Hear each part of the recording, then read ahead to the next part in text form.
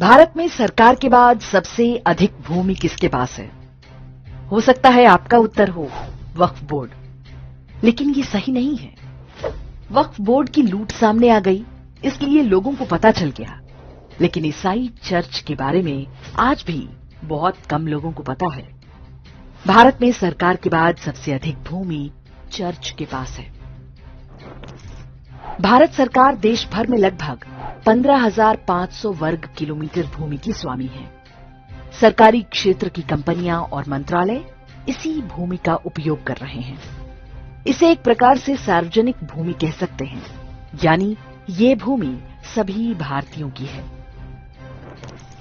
इसके बाद चर्च का स्थान आता है, जिसके स्वामित्व में 7 करोड़ हेक्टेयर या 17.5 करोड़ एकड़ से अधिक भूमि है। ये भूमि देश के लगभग सभी हिस्सों में है। इन पर चर्च, स्कूल, कॉलेज इत्यादि चल रहे हैं। इसके अतिरिक्त एक बड़े हिस्से का कमर्शियल उपयोग भी हो रहा है। इस भूमि का वर्तमान बाजार भाव लाखों करोड़ में है। जिस देश में हजारों वर्षों से हिंदू धर्म को मानने वाले सबसे अधिक संख्या में रहते हैं, वहां मात्र 200 साल बलपूर्वक शासन करने वाले आक्रमणकारी ईसाइयों के पास इतनी भूमि कहां से आ गई?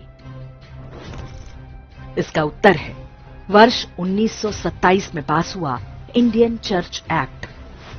अंग्रेज जब भारत आए तो उनके साथ चर्च के पादरी भी हुआ करते थे। देश के अलग अलग हिस्सों में उन्होंने भारतीयों की जमीनें हड़पनी आरंभ कर दी, जिन पर बड़े बड़े चर्च बनाए जाने लगे। हर चर्च के आसपास एक विशाल भूमि भी खाली करा ली जाती थी। अधिकांश अनुसूचित जातियों, जनजातियों और सामान्य गरीब लोगों की पुश्तैनी जमीनें थीं।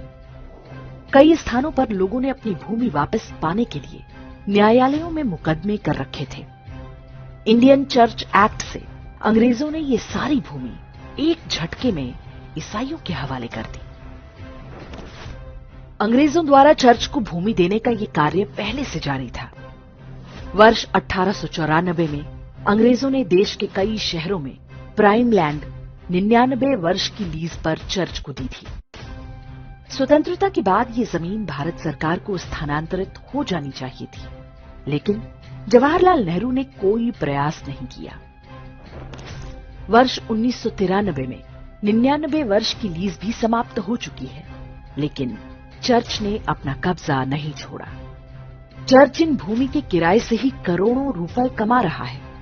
उदाहरण के लिए दिल्ली में YMCA और YWCA के इन भवनों को देखें। कनॉट प्लेस जैसे महंगे एरिया में ये दोनों होटल नुमा गेस्ट हाउस चल रहे हैं। यहाँ कई ऑफिस भी चल रहे हैं, जिनका लाखों करोड़ों रुपए का किराया आता होगा। देश के लगभग सभी बड़े शहरों में ऐसी ही प्राइम प्रॉपर्टीज चर्च के पास हैं। सहज ही अनुमान लगा सकते हैं कि इनसे मिलने वाले धन का प्रयोग भारत में हिंदू विरोधी गतिविधियों, धर्मांतरण और अंधविश्वास फैलाने में हो रहा होगा।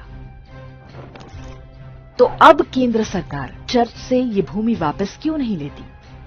इसका उत्तर ये है कि 1947 में ये काम बहुत सरल था, लेकिन आज कोई सरकार इस भूमि को वापस लेना चाहे तो पूरा अंतर्राष्ट्रीय ईसाई नेटवर्क सक्रिय हो जाएगा। ये एक प्रकार का ब्लैकमेल है।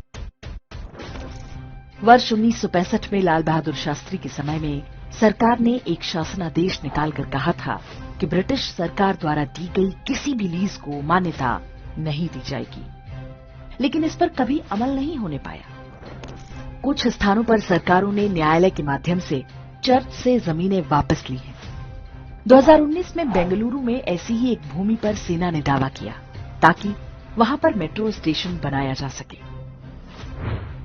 भारत की सेकुलर शासन व्यवस्था ने एक ओर चर्च की अवैध कब्जे वाली जमीनें तो उसी के पास रहने दी, दूसरी ओर पारंपरिक रूप से भारत के शासक रहे राजे रजवाड़ों की संपत्तियों पर कब्जा कर लिया। इनमें से अधिकांश वे हिंदू राजा थे जिन पर मंदिरों और गुरुकुलों की देखरेख का उत्तरदायित्व होता था। जब राजा की ही संपत्ति छीन ली गई तो वो मंदिरों की चिंता कैसे करेगा? इंदिरा गांधी ने राजाओं को मिलने वाला प्रीवी पर्स बंद करके बची कुची कसर भी पूरी कर दी। इस प्रकार हिंदुओं की पूरी आर्थिक और सामाजिक व्यवस्था चरमरा गई। सरकारें चर्च की भूमि लीज अवधि बीतने के बाद भी खाली नहीं करा पाती, लेकिन हिंदू मंदिरों की भूमि पर गिद्ध दृष्टि जमाए रखती हैं।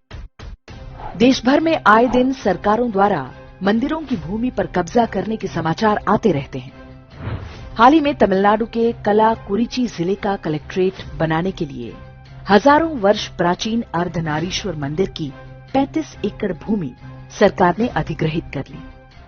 हिंदुओं के कड़े विरोध के बाद भी तमिलनाडु हाईकोर्ट ने भी इस निर्णय पर मुहर लगा दी। चर्च और वक्फ की दादागिरी और हिंदुओं के साथ हो रही सरकारी लूट, ये इस बात का साक्ष्य है कि भारत स्वतंत्र तो हुआ, लेकिन वास्तविक शक्ति उन्हीं के पास है जिन्होंने सदियों तक हमें लूटा और नरसंहार किया। कोई भी देश जब स्वतंत्र होता है तो सबसे पहले अपनी परतंत्रता की निशानियों को मिटाता है, लेकिन भारत के लोगों को अपनी गुलामी पर गर्व करना और हीन भावना सिखाई गई। 2014 के बाद इस स्थिति को बदलने का प्रयास हो रहा है। आशा है देश भर में जमीनों पर चर्च और वक्फ के अवैध कब्जों को हटाने का काम भी प्राथमिकता के साथ किया जाएगा।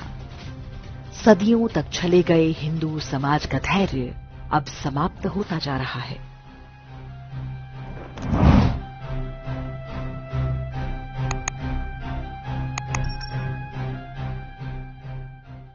इंडेक्स ऑनलाइन के वीडियो समाज को समर्पित हैं। आप इनको डाउनलोड करके जैसे चाहे वैसे प्रयोग कर सकते हैं। चाहे तो आप हमारे टेलीग्राम चैनल से जुड़ सकते हैं। वहां सारे नए पुराने वीडियो आपको मिल जाएंगे। हमारे सोशल मीडिया लिंक हर वीडियो के डिस्क्रिप्शन में होते हैं। हमारा एकमात्र उद्देश्य हिंदू समाज को जागृत और एकजुट करना है। इसमें सहभागी बने। धन्यवाद।